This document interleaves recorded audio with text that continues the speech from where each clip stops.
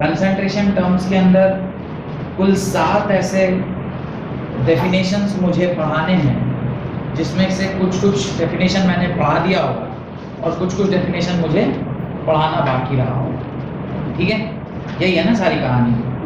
चलिए, तो आज हमारे लेक्चर नंबर 9 है क्लास 11th का, जो कि बेसिक कॉन्सेप्ट है, और उसके अंदर लगभग 5-6 डेफिनेशन मैंने कहा होगा कि मैं आपको इसके अंदर पढ़ाऊंगा, जो कि कंसंट्रेशन टर्म्स के टॉपिक के अंदर आता है। और कंसंट्रेशन टर्म्स में क्या क्या है? Mass by mass percentage, volume by volume percentage, mass by volume percentage, mole fraction, parts पर मिलियन, मोलालिटी, इस प्रकार से कुछ सारे टर्म्स मैंने आपको लिखवाए होंगे, जिसमें से पहला 3 mass by mass, mass by volume and volume by volume, ये मैंने आपको करवा दिया होगा। अगला हेडिंग डालें पार्ट्स पर मिलियन, नेक्स्ट हेडिंग डालिए पार्ट्स पर मिलियन। तो अगला जो हेडिंग है हमारा दैट इज पीपीएम, पार्ट्स पर million. What do mean by parts पर मिलियन? भाई कितने पार्ट्स ऑफ सॉल्यूट प्रेजेंट है इन 1 मिलियन ऑफ जो भी आपका सब्सटेंस है। यानी अगर 1 मिलियन मॉलिक्यूल आप सपोज करिए पानी का ले रहे हैं, तो उसमें कितने पार्ट्स किसी भी पर्टिकुलर आयन या कोई भी गंदगी का प्रेजेंट है। तो इससे हम लोग 2-3 चीजें पता करते हैं। जैसे कोई भी पानी है, उसमें आप जानते होंगे कोई भी पानी जो होता है उसके अंदर कितना लेवल तक आप गंदगी रख सकते हैं, उसका एक लिमिट है ना। प्लस सिर्फ गंदगी ही नहीं, आप जो आयन्स हैं, जैसे पोटेशियम जरूरी है हमारे शरीर के लिए, कैल्शियम जरूरी है हमारे शरीर के लिए, आयरन जरूरी है हमारे शरीर के लिए। पर आपने कहीं कहीं ऐसा देखा होगा कि यार यहाँ का पानी ना काफी ज्यादा हार्ड है, यहाँ का पानी में आयरन कंटेंट ज्यादा है, ऐसे सुनने को मिलता है। खास करके जमशेदपुर जो हमारा शहर है, यहाँ का जो पानी है जो डायरेक्टली आप बोरिंग करके निकालते हैं, उसमें आयरन कंटेंट ज्यादा पाया जाता है। बिकॉज ऑफ भाई अगल बगल में जितने भी ये प्लेटू है, जिसको छोटा नागपुर प्लेटू बोलते हैं, उसके ऊपर ज्यादातर क्या पाया जाता है? आयरन के ओर पाए जाते हैं। तो आयरन का ओर होगा तो वहां पे आयरन का कंटेंट ऑब्वियसली ज्यादा होगा इन लिक्विड फॉर्म। तो जब वो पानी आप कंज्यूम कर रहे हैं तो एक लिमिट तक आयरन तो ठीक है, बट उससे ज्यादा अगर आयरन आप कंज्यूम करेंगे तो क्या होगा? वो कहां जाएगा? आपके शरीर में तो जाएगा, लेकिन वो किसको हैम्पर पहुंचाएगा? आपकी किडनी को, क्योंकि किडनी का ही काम होता है ना आयंस जो एक्स्ट्रा है उसको क्या करना? बाहर निकालना, छान के बाहर निकालना। अब वो छन्ना जो है जिससे आपको उसको छान के बाहर निकालना है, वही अगर ब्लॉक हो गया, किसके वजह से? आपके वजह से, क्योंकि आपने अशुद्ध पानी पी लिया, तो फिर काम गड़बड़ा जाएगा। तो जो आयंस जितनी मात्रा में हमें चाहिए उससे ज्यादा अगर आप कंज्यूम कर रहे हैं, तो बॉडी हमारा कुछ भी एक्स्ट्रा नहीं रखता, वो हमारे सारे यूरिन के थ्रू क्या करता है? सारी चीजों को बाहर निकाल देता है। तो जैसे कि चीजों को बाहर निकाल रहा है, तो आप एक्स्ट्रा कंज्यूम क्यों करेंगे? और एक्स्ट्रा कंज्यूम अगर नहीं करना चाहते हैं तो आपको पता होना चाहिए कि पार्ट्स पर मिलियन, यानी 1 मिलियन में कितने पार्ट्स किसी भी पर्टिकुलर आयन के उसमें क्या होने चाहिए? प्रेजेंट होने चाहिए। ये बात समझना कि क्यों ये बहुत इंपॉर्टेंट है। इसलिए डेफिनेशन सबसे पहले इसके अंदर लिखिए, when a solute is present, when a solute is present in very minute amount, when a solute is present in very minute amount, the concentration is expressed in parts per million. The concentration is expressed in parts per million, full stop. It is defined as the parts of component per million parts of, it is defined as the parts of the component per million parts of the solution. तो इसका definition जो है वो काफी सरल है। Parts of solute या parts of the component पर million parts of the solution. तो पीपीएम जो हम लोग कैलकुलेट करते हैं किसी भी सब्सटेंस का, पीपीएम इज इक्वल टू होता है मास ऑफ सोल्यूट। जो भी मास ऑफ सॉल्यूट आप यूज कर रहे हैं उसको आप क्या कर दीजिए? डिवाइड दे दिए by total mass of solution, by total mass of solution, और उसको आप मल्टीप्लाई करिए 10 raised to the power 6 से। Why 10 raised to the power 6? But because we are talking about million. Million means 10 raised power 6. 1 million is equal to 10 lakh के बराबर। 1 million is equal to 10 lakh के बराबर। तो इस प्रकार से आप पार्ट्स पर मिलियन कैलकुलेट करते हैं। मास of solute present in total mass of solution into 10 rays power 6। एक क्वेश्चन लिखेंगे तो शायद आपको ज्यादा क्लैरिटी आएगी कि पार्ट्स पर मिलियन क्या होता है। इसको डब्बे में बंद कर लीजिएगा। This is the formula for parts पर million, right. 3 into 10 raised power minus 3 gram, 3 into 10 raised power minus 3 gram of chlorine is present in a liter of public supply water. 3 into 10 raised power minus 3 grams of chlorine is present in a liter of public supply water. Calculate the ppm of chlorine. Calculate the ppm of chlorine. आपको parts पर million calculate करना है for chlorine. You have to calculate the parts per million for chlorine. मुझे पहले बताइए कि ये chlorine हमने क्यों मिलाया है। आपने सुना होगा कि जब कभी भी हम लोग किसी भी बड़े बड़े टैंक्स को साफ करते हैं, what we use is bleaching powder. Bleaching powder डाल के आप उसको साफ करते हैं। ब्लीचिंग पाउडर का मेन जो कंसंट्रेशन, जो डिसइंफेक्टेंट जो है वो क्लोरीन है। क्लोरीन आप और एक जगह यूज करते हैं, कहां पे? स्विमिंग पूल्स में। स्विमिंग पूल्स को भी डिसइंफेक्टेंट करने के लिए आपको क्या यूज करते हैं? क्लोरीन यूज करते हैं। तो क्लोरीन जब आप मिला रहे हैं तो इतना ज्यादा भी नहीं मिल जाना चाहिए कि जब आप पानी पी रहे तो आपको पता चले कि क्लोरीन जा रहा है शरीर के अंदर। क्लोरीन इज रिक्वायर्ड, और एल्स हम नमक क्यों खाएंगे? NaCl तो आपको चाहिए ना शरीर में। तो आप नमक अगर खा रहे हैं तो आपको क्लोरीन चाहिए, तभी ना आप नमक खा रहे हैं। और जो भी पानी आप पी रहे हैं उसमें भी अगर क्लोरीन है तो चलेगा, अपने बॉडी को क्लोरीन चलेगा, लेकिन कितना? कुछ एक मात्रा होनी चाहिए ना, जितना आप कंज्यूम करें तो आपको दिक्कत नहीं होना चाहिए। वो कितना मात्रा है वो हमें निकालना जरूरी है। तो ये सवाल में वो पूछ रहा है कि आपको पता करना है कि कितने पार्ट्स पर मिलियन क्लोरीन प्रेजेंट है, किसमें? 3 into 10 raised power minus 3 grams of chlorine, जो कि किसमें मिलाया गया है? 1 लीटर पानी में मिलाया गया, 1 लीटर ऑफ वाटर। तो अभी आप इस सवाल को सॉल्व कीजिए और मुझे बताइए कि क्या इस सवाल का आंसर होगा। इस सवाल को सॉल्व करने के लिए जो वैल्यूज आपको दी गई हैं वो क्या है पहले देखिए। मास ऑफ सॉल्यूट, क्योंकि आपको क्लोरीन का मास दिया गया है, यानी इनडायरेक्टली आपको मास ऑफ क्लोरीन जो कि सॉल्यूट है वो आपको दे दिया गया है। तो आपको मास ऑफ क्लोरीन दिया है, that is what is 3 into 10 raised power minus 3 ग्राम। अब आप देखिए कि आपको मास ऑफ सॉल्यूशन आपको पता है क्या? Do you know what is mass of solution? No, you don't know mass of solution, but you know the volume of solution.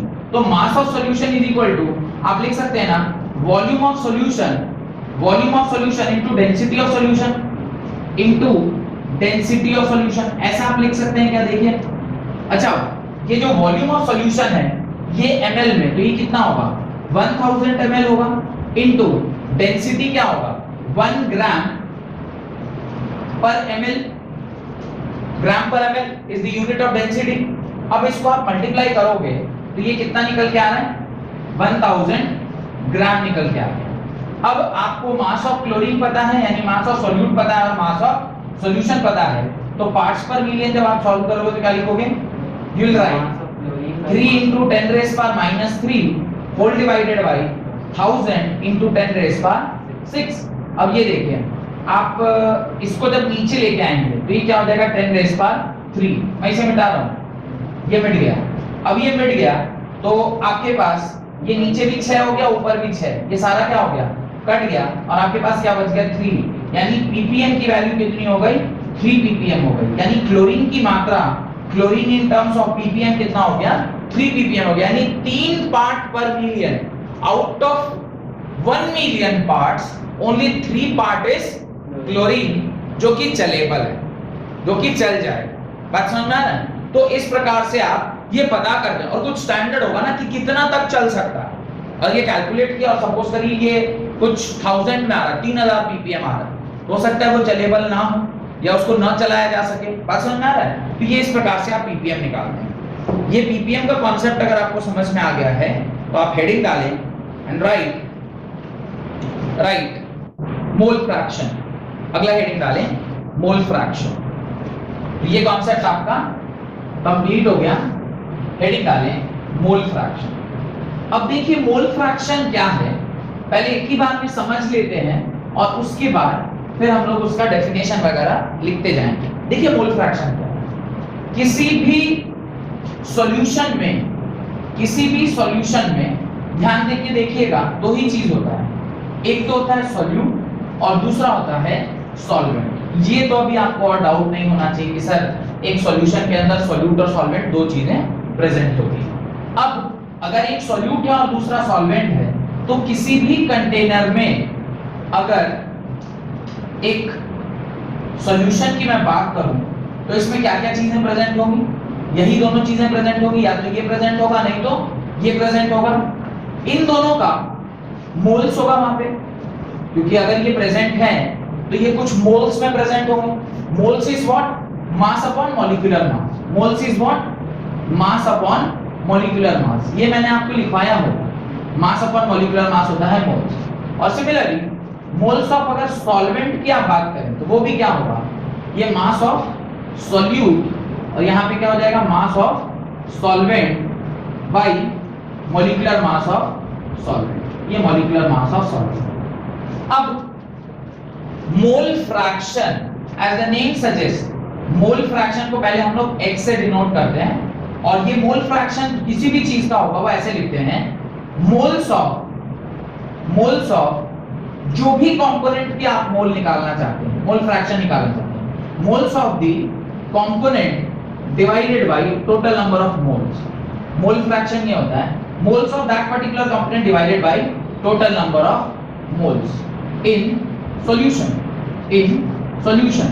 तो कुल मिलाकर अगर मुझे x पता करना है, x मींस मोल फ्रैक्शन पता करना है किसी भी चीज का, ये जिस भी कंपोनेंट के बारे में हम बात कर रहे हैं उसका मोल फ्रैक्शन।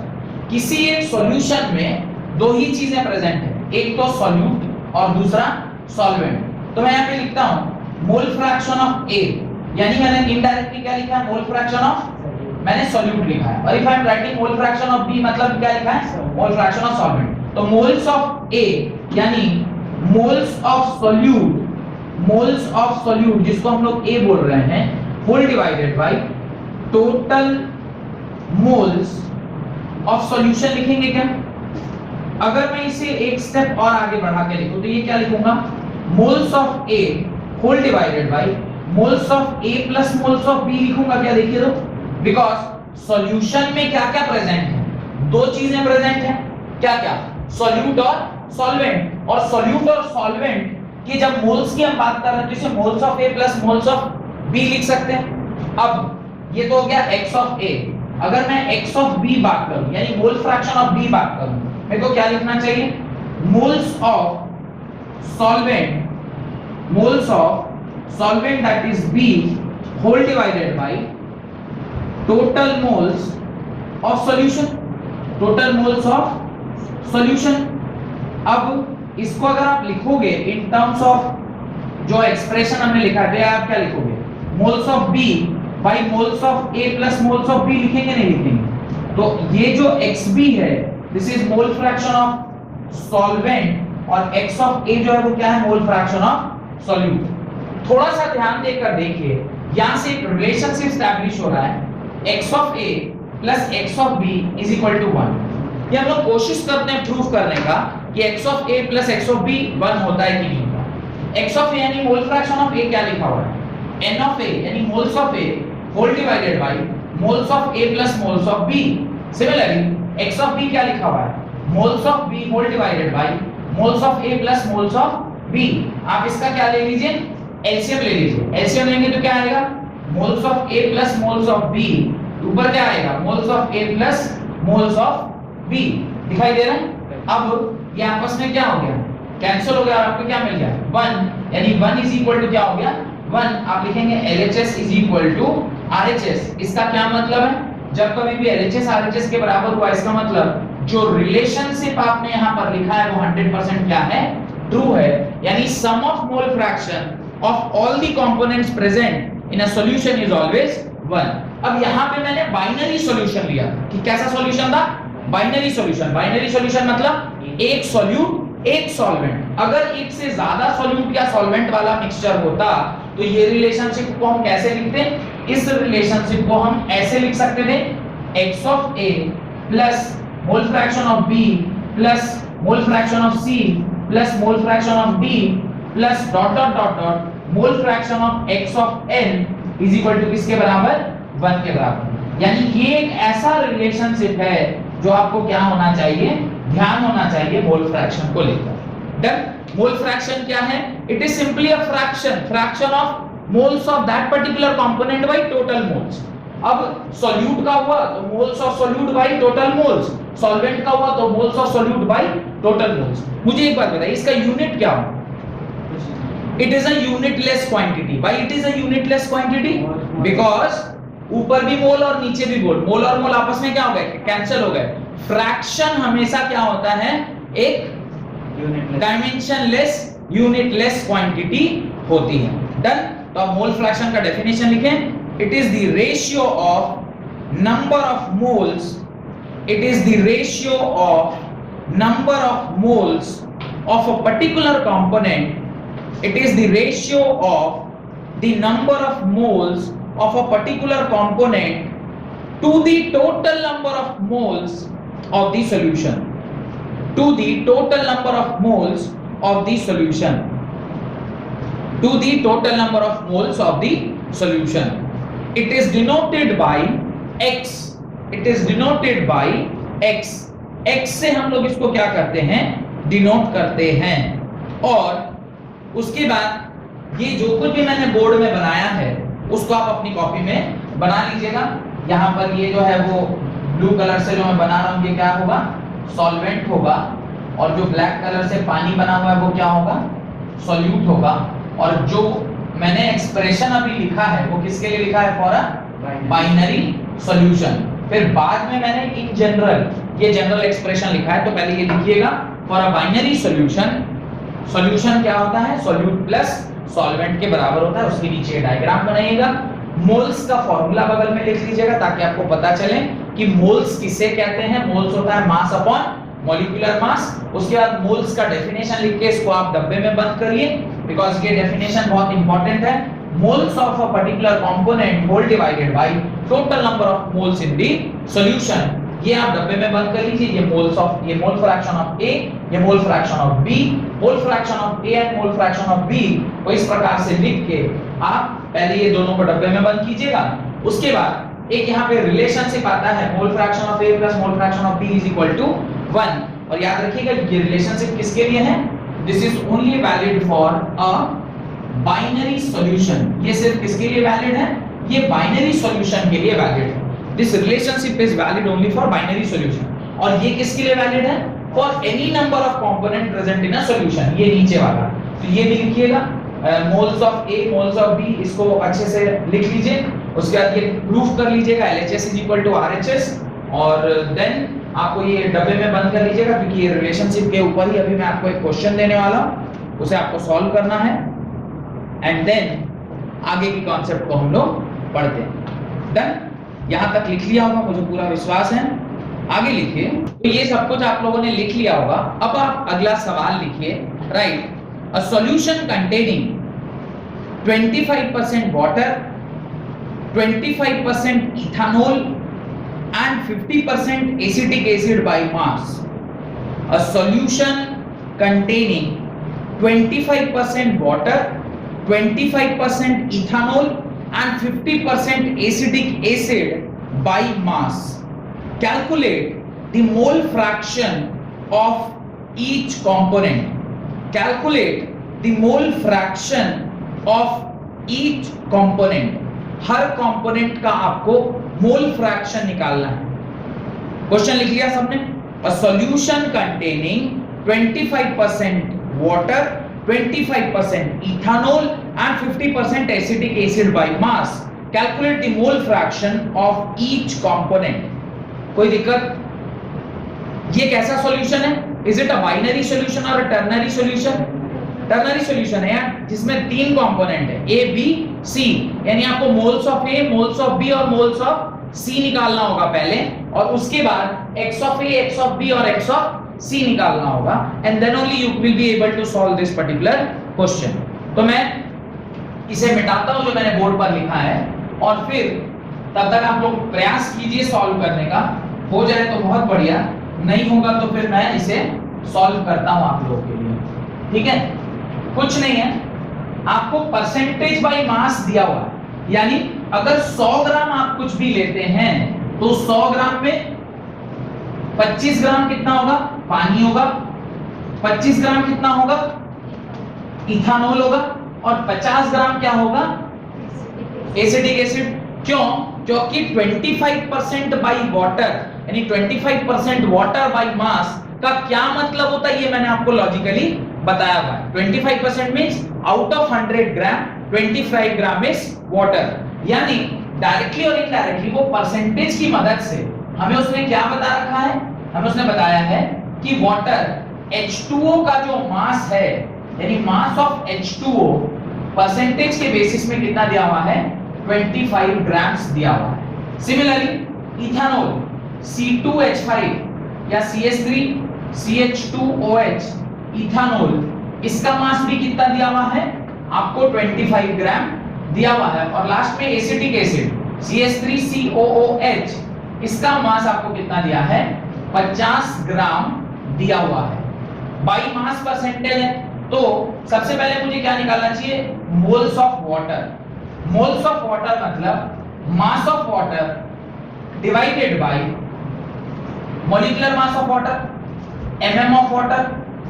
अब मॉलिक्यूलर मास ऑफ वाटर 18 होता है, बताना पड़ेगा या आपको पता है, you know it is 18। Mass कितना दिया हुआ है, 25 दिया हुआ है, 25 को आप मॉलिक्यूलर मास ऑफ इससे डिवाइड देंगे कितना आएगा, 18। इसको जरा सॉल्व करके बताइए कितना आ रहा है। जब आप इसे डिवाइड देंगे द वैल्यू विल बी 1.38। इसको आप सॉल्व करिएगा तो कितना आएगा, 1.38 आएगा। Similarly mole fraction of CH3CH2OH, this is what mass of ethanol divided by molecular mass of mm of ethanol। अब मास ऑफ इथानॉल तो आपको पता है 25, पर आपको मॉलिक्यूलर मास इसका क्या करना होगा, कैलकुलेट करना होगा। 2 इंटू कार्बन का मास 12, hydrogen 6, 1 into 6 plus 1 into 16, solve करिए। 24 प्लस 6 प्लस 16 30 46, ये कितना आ गया, 46 आ गया। क्या ये क्या आया, मॉलिक्यूलर मास ऑफ इथानॉल आ गया 46, यहां आपने डाल दिया 46। इसको जब आप सॉल्व करेंगे 25 by 46, दिस विल बी 0.54। आपको क्या निकल के आ गया, मोल्स ऑफ, ये निकल के आ गया। अब लास्ट एक और मोल आपको निकालना है, that is moles of CH3COOH। इसका क्या होगा formula, mass of acetic acid, mass of acetic acid whole divided by, आप लिखेंगे mm molecular mass of acetic acid. अब देखिए mass of acetic acid 50 gram question में दिया हुआ था, आपको मॉलिक्यूलर मास निकालना है। mm जब आप निकालोगे मॉलिक्यूलर मास तो ये क्या होगा, देखिए 2 कार्बन यानी 2 into 12 plus hydrogen 4 1 into 4 plus oxygen 2 2 into 16, solve कीजिए। 24 प्लस 4 प्लस 32, इसको सॉल्व करिएगा। 4 4 8 2 10, 0 हाथ में बचा 1, 3 2 5 1 6, 60 ग्राम।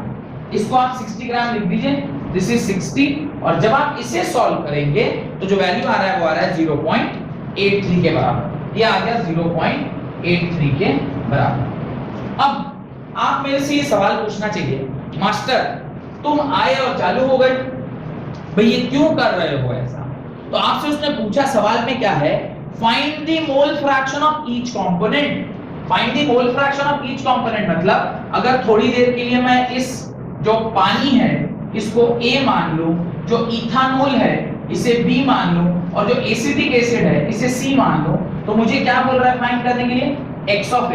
x ऑफ A क्या होगा, moles of A divided by moles of A plus moles of B plus moles of C। आपको बोल रहा है x ऑफ B फाइंड करो। x ऑफ B क्या होगा, moles of B whole divided by moles of A plus moles of B plus moles of C। And similarly आपसे third उसने कहा होगा x ऑफ C निकालने के लिए, वो क्या होगा, moles of C whole divided by moles of A plus moles of B plus moles of C। ये तीनों चीज उसने आपसे क्या कहा है, निकालने को कहा है। अब उसको निकालने के लिए आपको क्या चाहिए था, आपको क्या चाहिए था, आपको मोल्स चाहिए थे। इसलिए सबसे पहले मैंने क्या निकलवाया आपसे, मोल्स निकलवाया। अब x ऑफ a अगर मुझे निकालना है तो अब आप देखिए मेरे पास तो बोर्ड पे जगह नहीं बचा, इसलिए मैं ऊपर से मिटा रहा हूं। यहां तक तो लिख लिया होगा सबने, तो ये सिर्फ ऊपर वाला मिटा, ठीक है। यहां देखिए, अब अगर मुझे x ऑफ a कोई पूछ रहा है तो x ऑफ a आप क्या लिखोगे, मोल्स ऑफ a। देखिए जरा मोल्स ऑफ a कितना आएगा, 1.38 whole divided by 1.38 plus moles of b कितना है, moles of b is 0.54 plus moles of c is 0.83। इसको जरा सॉल्व कीजिए, 1.38 होल डिवाइडेड बाय, इसको कितना है 2.75, और जब आप इसे डिवाइड देंगे 0.501, यानी mole fraction of A is equal to 0.501, ये इसके बराबर आ गया। जिस प्रकार से मैंने मोल फ्रैक्शन ऑफ A निकाला है, ठीक उसी प्रकार से आपको क्या करना होगा, मोल फ्रैक्शन ऑफ B भी निकालना होगा और C भी निकालना होगा। डन।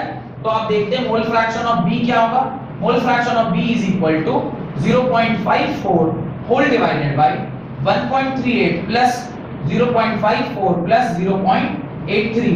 इसको आप सॉल्व कीजिएगा, 0.54 होल डिवाइडेड बाय 2.75। इसको जब आप सॉल्व करके लिखेंगे तो क्या आ रहा है 0. इसको सॉल्व करके लिखेंगे तो क्या आएगा 0.19। दिस इज 0.19, यानी mole fraction of B is equal to 0.19। Similarly जब आप मोल फ्रैक्शन ऑफ C निकालेंगे तो मोल फ्रैक्शन ऑफ C निकालने के लिए वापस से क्या फार्मूला यूज करना पड़ेगा, वही फार्मूला जो मैंने अभी यहां पर लिखा था।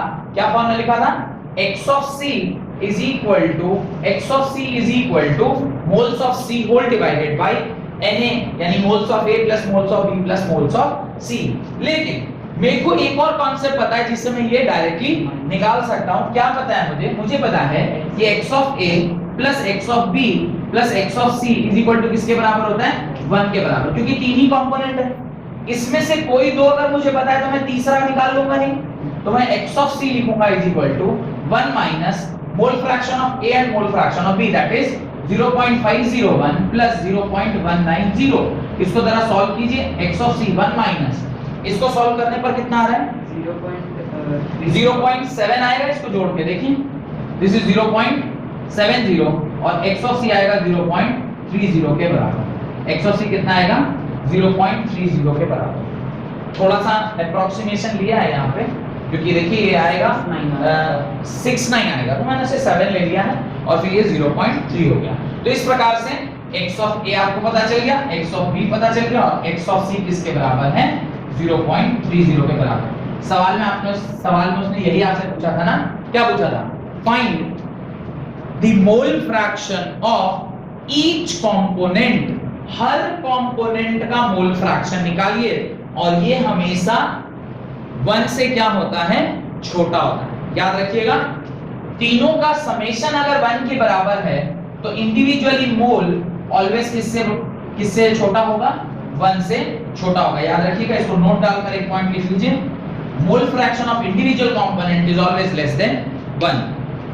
मोल fraction of individual component, note में ये बात लिखिएगा, मोल fraction of individual component is always less then 1। Mole fraction of individual component is always less then 1। x is less than 1 लिख लीजिएगा, यानी x ऑफ a भी लेस देन 1 होगा, x of b भी लेस देन 1 होगा और x of c भी less than 1 होगा। और समेशन, जो आपका समेशन है सारे मोल्स का, वो इज इक्वल टू 1 होना चाहिए, जो यहां लिखा हुआ है। तो individual component x of n किसी भी एक कंपोनेंट का हमेशा 1 के बराबर होता है, और x of a plus x of b plus x of c dot dot dot dot plus x of n is equal to किसके बराबर, 1 के बराबर। यानी मोल फ्रैक्शन किसी भी चीज का 1 से छोटा या बराबर हो सकता है, पर किसी भी कीमत पे 1 से बड़ा नहीं हो सकता।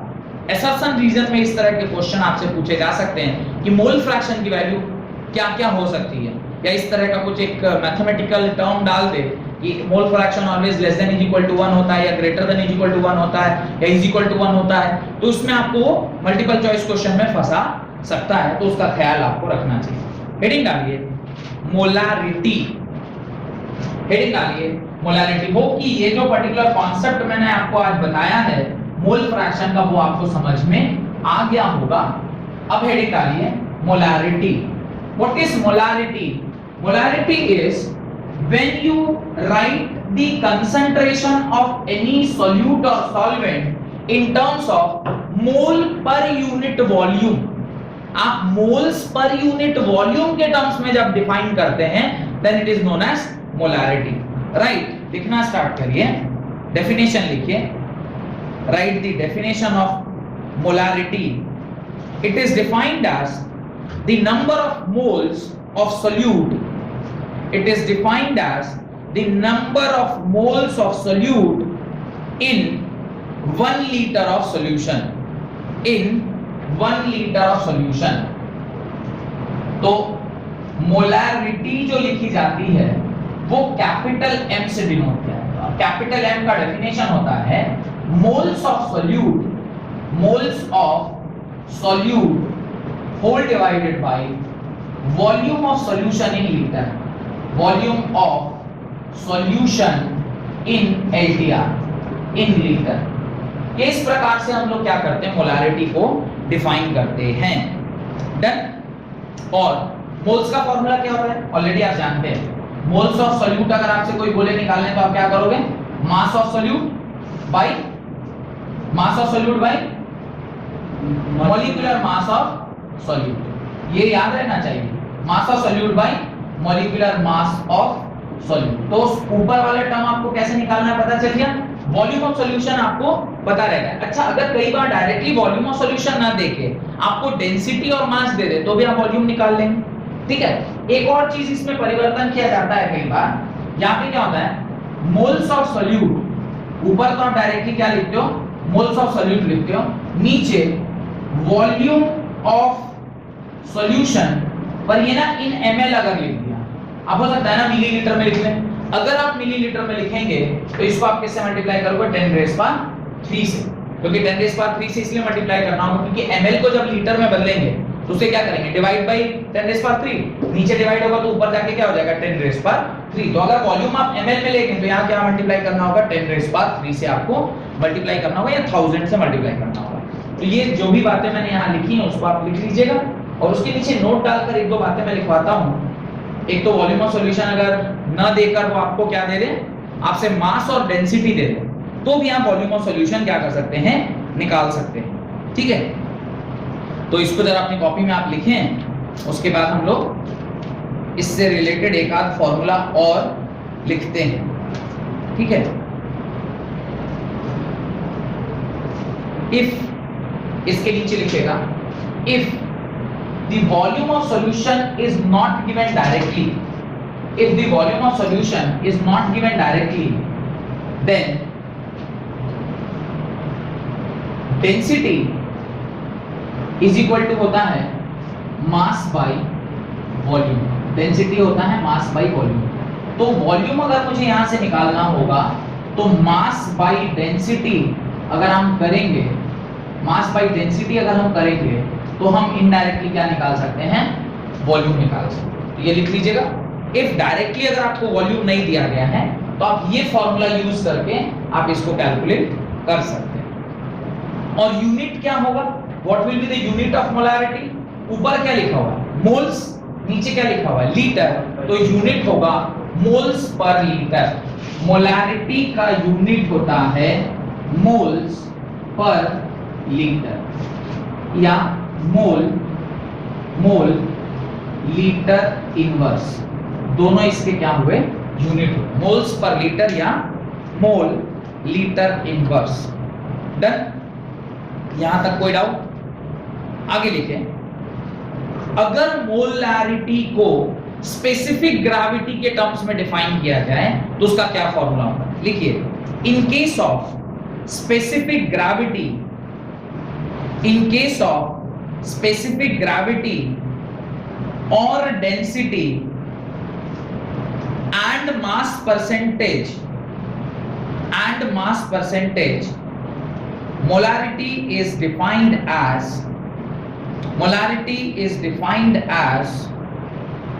capital M is equal to capital M is equal to percentage weight जो भी आपको दिया गया हो into specific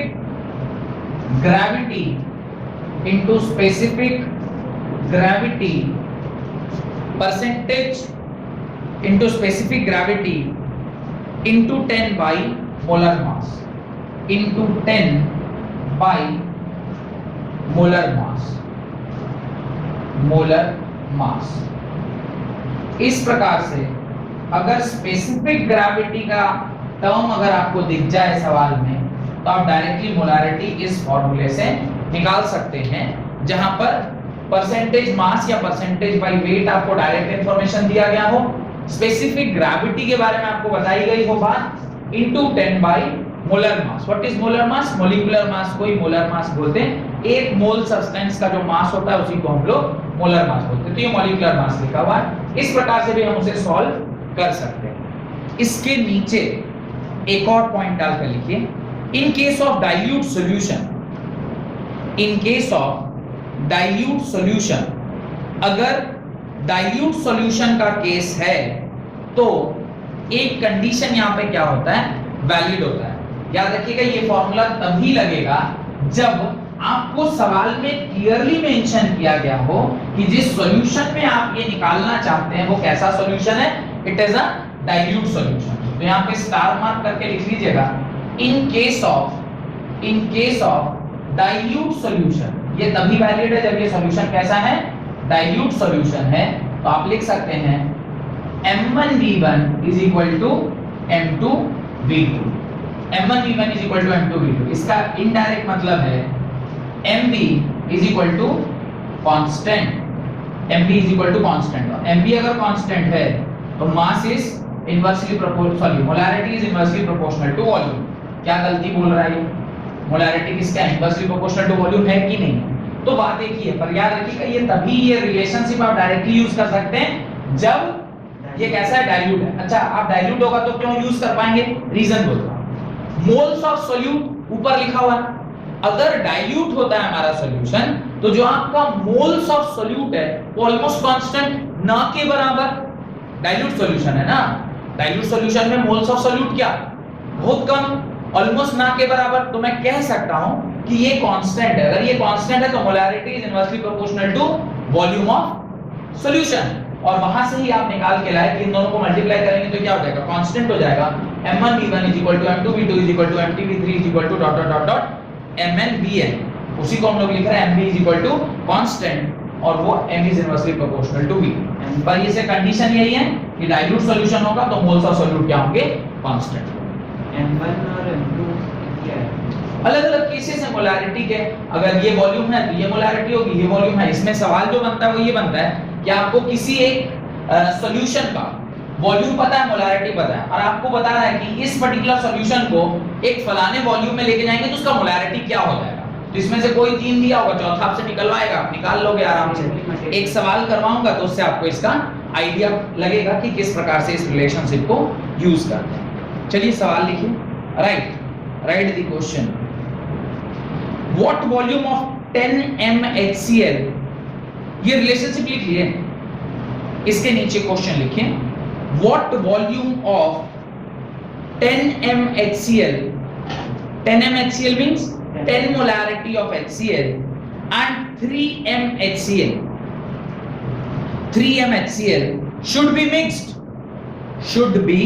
mixed to get 1 liter of, should be mixed to get 1 liter of 6 mHCl solution, 6 mHCl solution। Question को पहले मैं समझा देता हूं फिर आप उसको अटेम्प्ट करिएगा। क्वेश्चन कह रहा है 10 mHCl, 10 mHCl means 10 moles of HCl 1 litre solution में प्रेजेंट था। ऐसा एक सॉल्यूशन हमने लिया, फिर एक दूसरा सॉल्यूशन लिया जिसमें 6 moles of HCl was present in 1 liter of solution।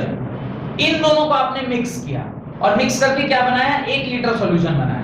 और वो 1 लीटर सॉल्यूशन कितने का बना है, 6 mHCl का बना है। तो आपसे पूछ रहा है इसमें से कितना लिया जाए, इसमें से कितना लिया जाए, सो दैट कि वो 6m HCl सॉल्यूशन बने। बात समझना है?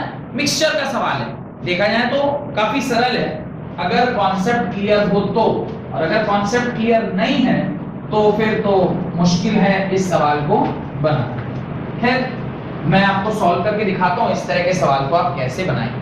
आप लिखोगे सॉल्यूशन लिखिए, लेट, आप क्या लिखेंगे, let the volume of solution या वॉल्यूम ऑफ मिक्सचर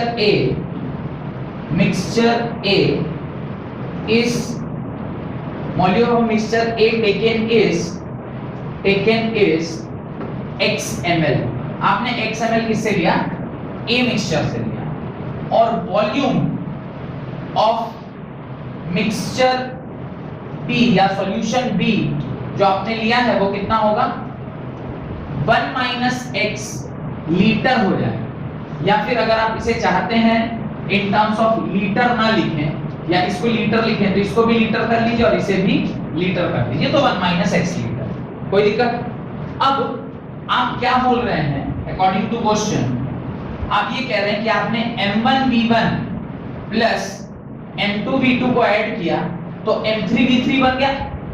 यही आप अभी कह रहे हैं ना कि पहले वाले सॉल्यूशन का मोलारिटी को जब आपने कितना वॉल्यूम, मुझे नहीं मालूम कितना वॉल्यूम उसका लिया, फिर आपने दूसरे वाले सॉल्यूशन जिसका मोलारिटी दिया गया था उसका कितना वॉल्यूम लिया मुझे नहीं मालूम, लेकिन जब आपने इन दोनों को मिक्स किया तो एक नया सॉल्यूशन बना जिसका वैल्यू क्या था, m3, जो कि नया मोलारिटी है और साथ साथ वॉल्यूम उसका कितना था, 1 लीटर दिया गया था।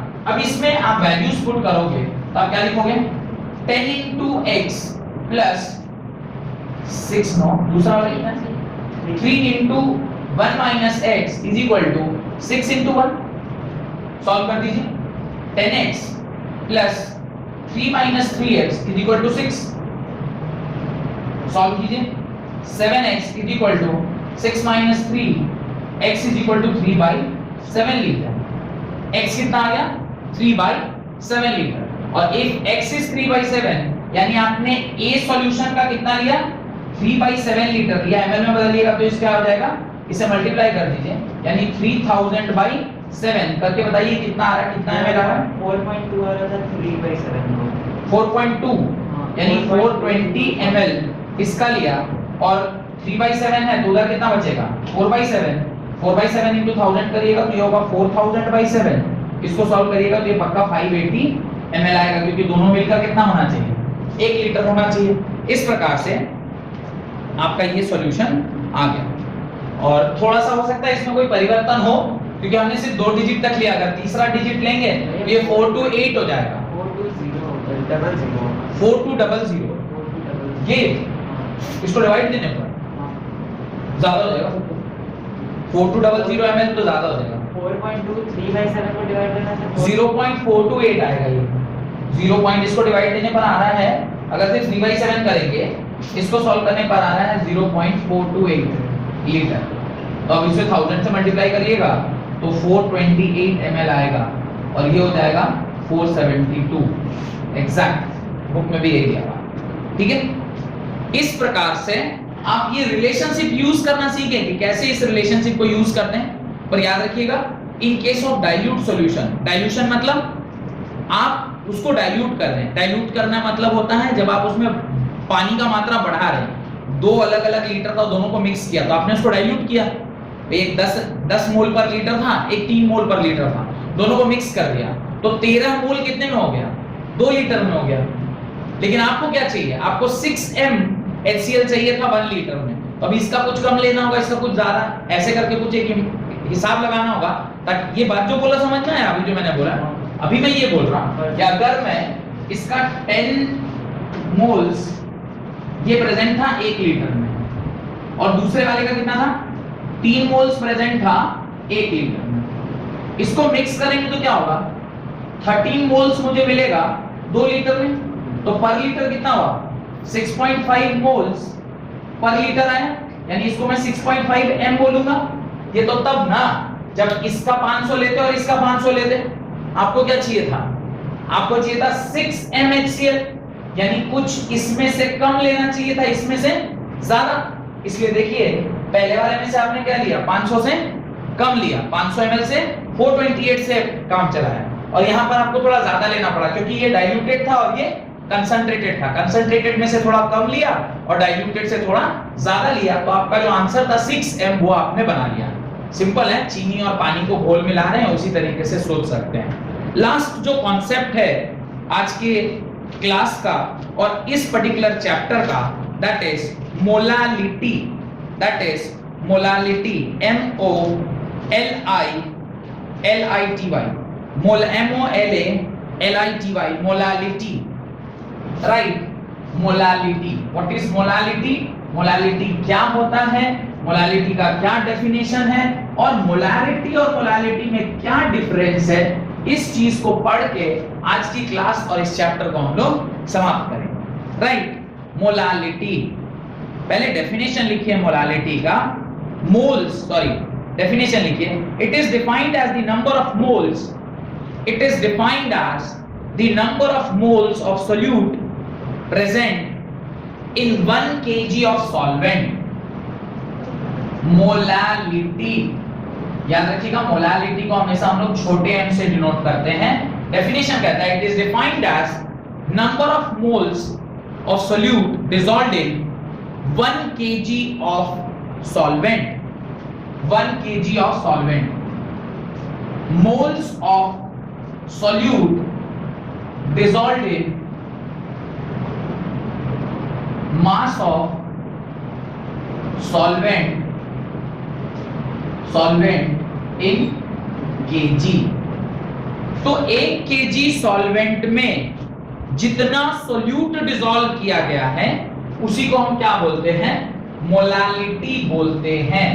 और जब इस केजी की जगह पे आप बाय चांस ग्राम यूज करोगे, moles of solute divided by mass of solvent in gram, अगर आप लिख रहे हो यहां किससे मल्टीप्लाई करना होगा, 10 raised to the power 3 से, because 1 gram 1 kg is equal to 10 raised by 3 grams। तो ये एक रिलेशनशिप आपको ध्यान रखना चाहिए जिसके तहत ये आप मोलालिटी निकालते हैं। And what is the major difference, major difference क्या है, what is the major difference, वहां लीटर थे यहाँ मास। सिर्फ यहाँ पे 2 डिफरेंस है। वहां पे हम लोग वॉल्यूम लेते थे, यहाँ मास ले रहे हैं, पहला डिफरेंस। दूसरा, वहां वॉल्यूम ऑफ सॉल्यूशन लेते थे, यहाँ मास ऑफ सॉल्वेंट ले रहे हैं। वहां volume of solution in litre लेते थे, यहाँ मास ऑफ सॉल्वेंट इन केजी लेते हैं। अगर ग्राम में लीजिएगा तो 10 raised by 3, और वहां पे अगर वॉल्यूम आप ml में लेते थे तो 10 raised by 3 के फैक्टर से आप मल्टीप्लाई उसे करते थे। अब अगर मैं चाहूं इसको एक और तरीके से लिखना तो मैं ऐसे भी लिख सकता हूं, molarity, these all are the formula for small m। Small m का एक और फार्मूला आप लिखेंगे, mass of solute whole divided by molar mass of solute into mass of solvent और ऊपर into 10 raised by 3, अगर इसको किस में रखा गया है, इन ग्राम में रखा गया। तो ये भी एक फॉर्मूला है, सिर्फ मैंने क्या किया, मोल्स को मास में कन्वर्ट कर दिया, तो सारा का सारा किस में कन्वर्ट होके आ गया, मास में कन्वर्ट होके आ गया है। तो इस प्रकार से ये भी फॉर्मूला हम लोग यूज करते हैं। नोट डालकर एक बहुत ही महत्वपूर्ण सी बात वहां पर लिखें, right. Molality, MOLALITY, molality is considered better for expressing the concentration. Molality is considered better for expressing the concentration as compared to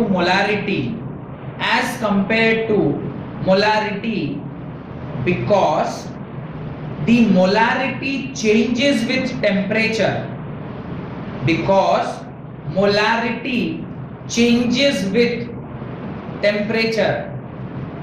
because of expansion and contraction of liquid with temperature. Molarity, because the molarity changes with temperature as या because of expansion and contraction of the liquid with temperature. तो आप जानते हैं कि liquid को अगर आप temperature increase या डिक्रीज कर दें तो उसका वॉल्यूम बढ़ या घट सकता है। इसमें कोई डाउट है क्या? अगर आप टेम्परेचर बढ़ाएंगे तो लिक्विड का वॉल्यूम एक्सपैंड करेगा और टेम्परेचर अगर कम कर देंगे तो लिक्विड का वॉल्यूम कम हो जाएगा। यानी वॉल्यूम ऑफ सॉल्यूशन जो है वो आप टेम्परेचर के वैरी करने से वैरी कराया जा सकता है। लेकिन जब हम मोलालिटी की बात करते हैं तो उसमें नीचे क्या है? मास है। मास को टेम्परेचर से कोई लेना देना नहीं है। टेम्परेचर बढ़े कि घटे, मास विल रिमेन सेम। तो चूंकि वो कांस्टेंट रहने वाला पैरामीटर है तो मुझे मोलालिटी यूज करना चाहिए या मोलारिटी यूज करना चाहिए? मोलालिटी यूज करना चाहिए। Small m is used better in a better way.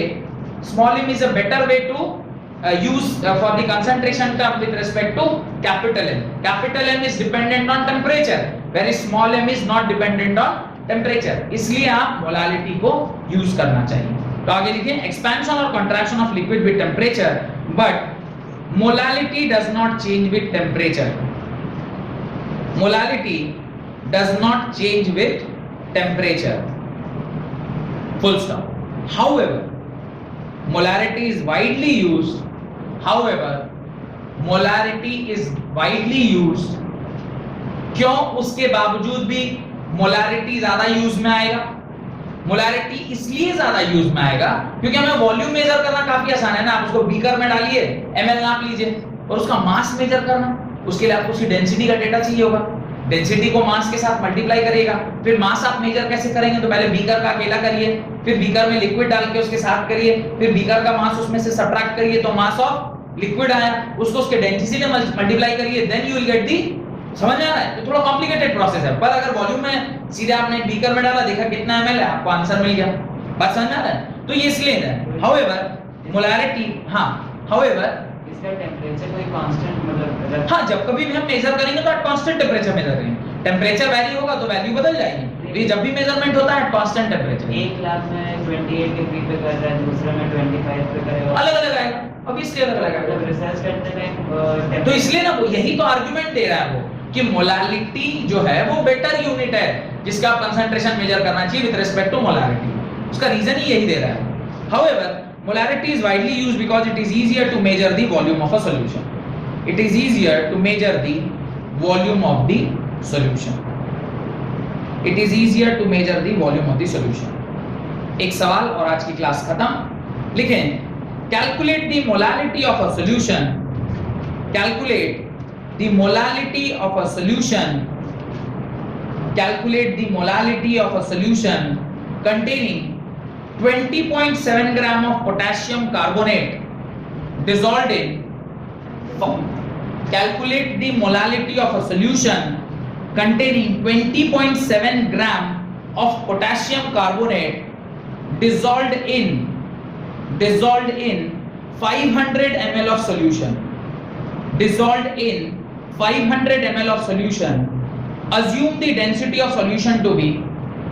Assume the density of the solution to be 1 gram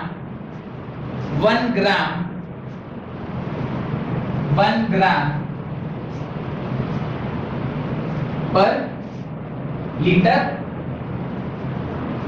cube, 1 gram per liter cube या 1 gram per ml cube, 1 gram per ml cube, आप ml के terms में लिखिए। Done. तो question तो मेरे ख्याल से क्लियर है।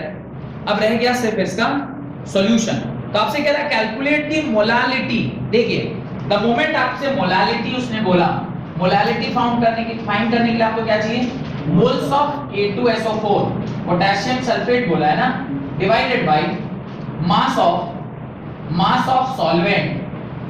Of solvent in KG. और अगर ग्राम ले रहे हैं तो यहाँ पे अगर आप ग्राम लेंगे तो ऊपर आपको क्या करना पड़ेगा? 1000 से मल्टीप्लाई। अब नेक्स्ट मेरा काम है मोल्स ऑफ K2SO4 निकालना। मोल्स ऑफ K2SO4 निकालेंगे, उसके लिए हमें चाहिए mass of K2SO4 whole divided by molecular mass of K2SO4। Second information जो चाहिए, मुझे बताइए क्या आपको सवाल में मास दिया हुआ है? जिसने मास दिया है नहीं, वॉल्यूम और डेंसिटी दिया है। Calculate the molarity of the solution containing 20.7 gram, directly दिया हुआ है। मास ऑफ K2SO4 कितना है? 20.7 ग्राम। अब आपको K2SO4 का मॉलिक्यूलर मास निकालना है। पोटेशियम का मास कितना होता है? 39, और उसके बाद कार्बन और ऑक्सीजन, ये आपको पता रहता है, तो अलग से कहीं पे आप mm निकाल लीजिए। mm ऑफ K2SO4 कितना होगा? 2 into 39 plus 1 into 32 plus 4 into carbonate है कि सल्फेट है? Potassium carbonate. अच्छा, कोई बोल भी नहीं रहा सर, आप गलत लिख रहे हैं, सल्फेट नहीं है, कार्बोनेट है। हे भगवान, और सब पढ़ते जा रहे हैं लेकिन कोई बता भी नहीं रहा कि सर आप गलती से सल्फेट लिख दिए या कार्बोनेट पूछ रहा है। वो कार्बोनेट है, CO3 है। अब अगर CO3 होगा तो ये थोड़ा बदल जाएगा, 1 into 12 प्लस 3 into 16, सॉल्व कीजिए। 39 into 2 1858, नहीं 68, 78, क्या हुआ देखिए जरा, 78 प्लस ये हो गया 12 प्लस 16 दिया 48, इसको जोड़िएगा कितना आएगा? 138 ग्राम। ये 138 आ गया, इसको आप डिवाइड कीजिए, मास आ जाएगा, मास ऑफ K2CO3 आ गया, ये मास आ गया नहीं, मोल्स आ गया, ये मोल्स आ गया, मोल्स ऑफ K2CO3 आ गया। कितना है मोल्स ऑफ K2CO3? बताइए, मोल्स ऑफ K2CO3 इसको डिवाइड करके बताइए कितना आ रहा है? 20.7 डिवाइडेड बाय 138, 0.15। अब आपने ये मोल्स निकाल लिया, यानी ये आपको पता चल गया मोलालिटी में ऊपर वाला न्यूमरेटर यू नो 0.15। अब मैं क्या निकालना है? Mass of solvent in KG, और आपको जो इंफॉर्मेशन दिया है वो किस में दिया हुआ है? ग्राम के टर्म्स में दिया है। तो आपको चाहिए मास, उसने क्या क्या दिया है? उसने दिया है वॉल्यूम कितना? 500 ml, और उसने दिया है डेंसिटी 1 ग्राम पर ml3। इन दोनों को जब आप डिवाइड या मल्टीप्लाई करेंगे तो मास इज इक्वल टू क्या होता है? मास इज इक्वल टू होगा volume into density. Volume is 500 into 1, इसको सॉल्व कीजिएगा, ये आएगा 500 ग्राम। 500 ग्राम आपने यहाँ लिख दिया, और ऊपर चूंकि आपने ग्राम में लिखा है तो ये क्या हो जाएगा? 1000। ml³ नहीं ml ही होना चाहिए। अच्छा, ये ml होगा, नहीं ये ml होगा, गलती से मैं ml³ बोल रहा हूँ, ग्राम पर ml। ठीक है, इसको जरा सॉल्व करिए, हो गया 2 टाइम्स मोलैरिटी कितना है? 0.30, और ये आपका क्या हो गया? Answer. This is your final answer. Done. इस प्रकार से आपने ये पूरा जो क्वेश्चन है उसको सॉल्व कर लिया। कहीं इस सवाल में कुछ गड़बड़ी कर रहे हैं क्या हम लोग? थोड़ा ध्यान से देखो, एक छोटी सी गड़बड़ी हो रही है सवाल के अंदर। क्या गड़बड़ी है? सवाल को पढ़िए, जहां से मैं बोल रहा हूं पढ़ने वहां से पढ़िए। क्या लिखा है? Calculate the molarity of solution containing 20.7 gram of potassium carbonate dissolved in 500 ml of solution. क्या बोल रहे हैं? 500 ml ऑफ सॉल्यूशन। ये जो आपने मास निकाला है, ये किसका मास है? मास ऑफ सॉल्यूशन है या मास ऑफ सॉल्वेंट है? ये जरा चेक करिए। वॉल्यूम आपने सॉल्यूशन का लिया है, डेंसिटी आपने सॉल्यूशन का लिया है, तो मास सॉल्वेंट का निकलेगा या सॉल्यूशन का निकलेगा? सॉल्यूशन का निकलेगा। ये सॉल्यूशन, ये सॉल्यूशन, तो ये भी सॉल्यूशन। इस टोटल मास में से अगर मुझे मास ऑफ सॉल्वेंट चाहिए तो क्या करना पड़ेगा? Mass of solution is equal to mass of solute plus mass of solvent. आपको क्या चाहिए? मास ऑफ सॉल्वेंट चाहिए, तो आपको मास ऑफ सॉल्यूशन में से क्या माइनस करना होगा?